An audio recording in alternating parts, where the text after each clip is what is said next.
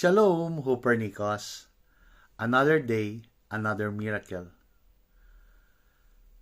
Philippians 4 verse 7 says, "And the peace of God which transcends all understanding will guard your hearts and your minds in Christ Jesus." In the midst of chaos, Christ offers a peace that goes beyond human comprehension. This speaks of a divine peace that surpasses human understanding.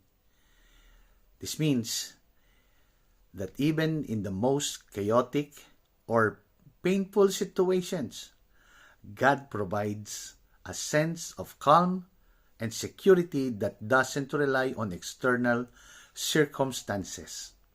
It's not the kind of peace the world offers, based on comfort, stability, or the absence of trouble, but a deep, unwavering assurance that the presence of God is the peace that is in you.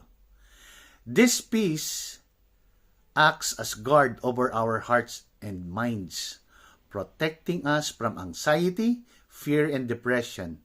It doesn't mean that difficulties won't come, but rather that through Christ we can experience the unshakable inner peace that sustains us.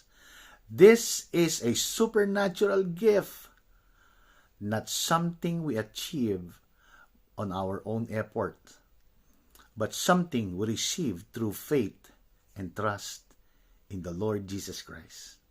Receive your peace that passeth all understanding. Shalom, Copernicus. Another day, another miracle.